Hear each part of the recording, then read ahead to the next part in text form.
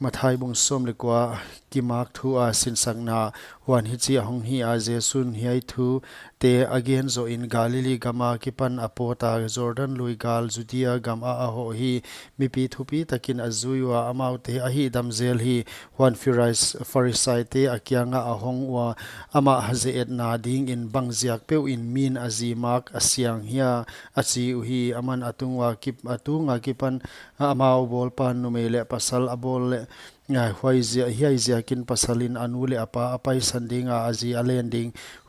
huchi in ani un sapum khat ahong hita ding u achi chi in asim ke wa hia huchi in ni ahita ke wa sapum khat ahi zota uhi hwai zia kin pathianin agom sa mi hing in khen ke hen chi na dong hi amawel akyanga ahi le bangzia ka mosi in kimang na lai piak a mak ding chi a thu pia a hia achi uhi aman akyang wa mosi in natungtang nalungtang u a khau zia kin eive nazite u ma ka phal himale atung a kipan huchibang a hingi ke hi kenzo ka honchi a hi kwa pe kingai na zia khilo a zima a midang nei angkom a hi maksa nei pe ma leng angkom a hi achi hi nungzuiten akyanga azi lam thu a pasal huchibang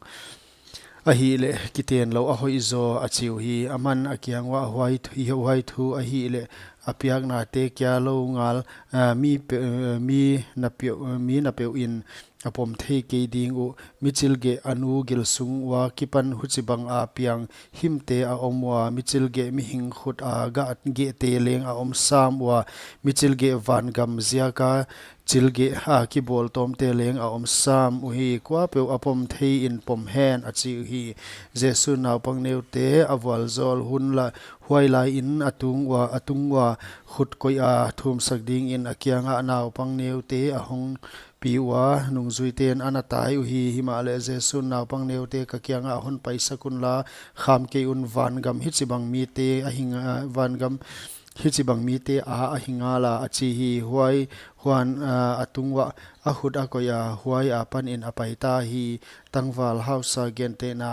huan mi khat akyanga ahong ho apu tang ton hin na kani theina ding in thil hoi bang ka hi ding achi hi aman akyanga thil hoi thu bang jaga hondong hoi khat kya a om himale hinna a nalut thein nalut udle thupiak te zuin achi hi aman akyanga koipen mo achi hi jesun tual na that ding a hi ke ang na kom ding a hi ke na gu ding a hi ke na hek ding a hi ke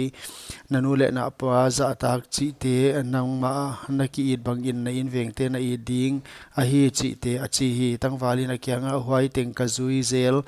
bang ka samlai a achi jesun akyanga hoi kim a om na ut le pai in la na nei teng teng zuakin la mi zong te kyanga pia in huchi in vana gilo vana go na nei ding huan hong pai in la hon zui in achi hi tangwal bel mi hausa a hi zakin huai thu azak in lungkham takin apai mangta hi jesun anung zui te kyanga chi tak takin ka hon hil a hi mi hausa adia van gam lut hak sapi a hi huan ka hon hil a hi pathian lalgam a mi hausa alut sangin phimbil a sangong sau lut suak abai lam zo achi hi huan anung zuiten huai aza kun lamdang asama ma wa kwa hodamina omzo dia achi u hi jesu namau ai na kyangwa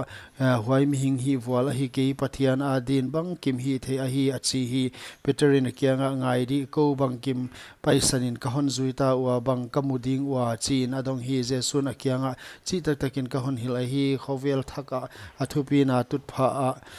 tutpha mi hing tapa atut chiangin no ke hon zuite Israel nam som leni tung a vai hom in lal tutpha som leni a natud sam ding uhi huan mi chi in a in te a unau te asangam nu te apa anu ata te agam te kamin zia ka paisan pe ma in ale za amuding wa tang ton hinna atang dingu himale mi tampi ama sapen a omte ananung pena a om ding wa